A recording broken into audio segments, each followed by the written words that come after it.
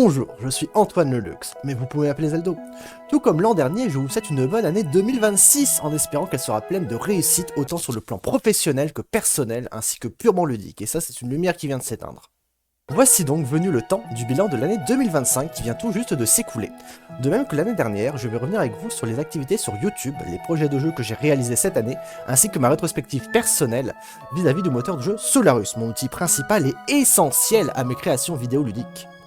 Il n'y aura pas d'autres points principaux dans ce bilan, 2025 ayant surtout été une année de transition à mes yeux, qui a donc vu moins de choses concrètes apportées. Pas de points sur Itch, pas de points sur les contributions externes, donc dans cette vidéo. Si vous êtes prêts, je le suis aussi, et de toute façon, vous n'avez pas le choix. Alors c'est parti! Commençons par la chaîne YouTube, car c'est ici que nous sommes après tout. D'ailleurs, n'oubliez pas de vous abonner et de cliquer sur la cloche qui est quelque part, je le redirai à la fin, mais n'oubliez pas, elle est... Je sais jamais où elle est, ça change tout le temps, je suis tout le temps à l'endroit, à l'envers, je ne sais plus où je suis moi à force. Je ne vous ferai pas le coup des statistiques barbantes de l'an dernier, passons directement aux avancées de cette année. Il y a eu 8 vidéos lors de l'année 2025 sorties en public. L'année a commencé sur la même lancée que l'an dernier, variant entre speedmaking et extraits de gameplay sur A Link to the Past Project. Suite à cela, il y a eu une annonce exceptionnelle le 1er avril 2025. Allez la voir si vous ne l'avez pas vue, elle est vraiment incroyable. Et 2 annonces concernant The Labors of Zelda, pour sa version 1.2, puis la release de la seconde vague de contenu. Et puis... plus rien.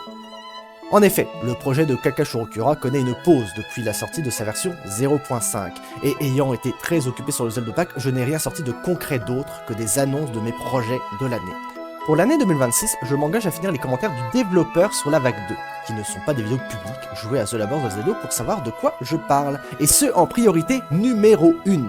Merci aux quelques personnes qui auront su me redonner de la motivation qui me manquait et qui m'auraient plu que les contenus ils existaient, surtout parce que j'avais un peu oublié avec ma petite tête et vu que personne avait rejoué au jeu depuis juin, les personnes se reconnaîtront. Pour le reste, je me tâte à sortir d'autres types de vidéos ou à tout simplement mettre en public les rediffusions complètes des sessions de live making, mais celles-ci seront sur la chaîne Zeldo Rediff. Attendez-vous donc à avoir une petite avalanche de sorties lors de ce début de 2026. Je vais essayer peut-être de faire davantage de live making portant sur des choses diverses et variées du Zelda Pack, mais je n'en sais encore trop rien à vrai dire. Je suppose que seul le temps nous dira de quoi la suite sera faite. Quoi qu'il en soit, attendez-vous à avoir de nouvelles vidéos sortir sur cette chaîne et sur celle des rediffusions pour du contenu dédié à mes sessions passionnantes de live making. Les releases de l'année seront plutôt brèves, la seconde vague de contenu de The Labors of Zelda est sortie officiellement le 24 juin 2025, et puis c'est tout. Ah oui bon, plus sérieusement, si vous suivez le projet de près, vous savez que j'ai consacré l'année 2025 à avancer sur le Zelda Pack, mon pack de ressources personnalisées contenant tous mes projets en cours. Vers le mois de mars, j'ai décidé de mettre les quelques nouveaux scripts que j'avais fait à l'épreuve, et je me suis concentré sur le développement de la vague 2 de The Labors of Zelda. D'ailleurs, si vous ne l'avez pas encore fait, je vous recommande bien entendu de l'essayer. J'estime sa durée de 6 à 10 heures, mais ça peut être un petit peu plus, qui s'ajoute donc à la vague 1 sortie en 2024. J'ai essayé de bourrer le tout de contenu annexe, donc le 100% il est rempli de secrets, ils sont cachés un peu partout à gauche à droite, c'est du vrai bonheur pour les complétionnistes en herbe, vraiment, si vous êtes complétionniste, foncez, n'hésitez pas une seconde. Suite à cela, je suis revenu sur le développement du Zelda Pack, celui-ci est encore actif, très actif d'ailleurs. Nouveaux tilesets, nouveaux objets, nouveaux scripts, nouvelles fonctionnalités, nouvelles métatables, etc., etc. Je vous laisse ici quelques extraits très épars et furtifs, mais je vous promets que mes possibilités créatrices se sont vues décuplées dernièrement. La seule limite, plus que jamais, est mon imagination. La glace. Désolé méta. Je vais continuer à avancer sur le Zelda Pack lors de la future année 2026. Cependant, il y a de très bonnes chances que vous ayez de nouveaux contenus de projets annoncés prochainement. En effet, je suis dans ce moment même en train de mettre le Zelda Pack à l'épreuve. Vous en saurez plus quand le temps sera venu. De plus, je sais déjà quel sera le contenu de la vague 3 de The Labors of Zelda. Cela donne envie pour 2026, n'est-ce pas? J'espère pouvoir arriver à terme de ces projets remplis de la folie. Si j'y arrive, 2026 comptera au moins 2 releases de projets majeurs, ce qui serait merveilleux, je vous l'accorde. 2025 fut une année également très importante pour le développement du moteur Solarus en tant que tel. En effet, le 1er avril 2025, la légendaire version 2.0 de Solarus est enfin sortie. Cependant, mes projets futurs resteront bel et bien en version 1.6 pour le moment. Il y a plusieurs raisons à cela. Les nouvelles fonctionnalités que propose Solarus 2.0 en effet ne m'intéressent pas pour le moment.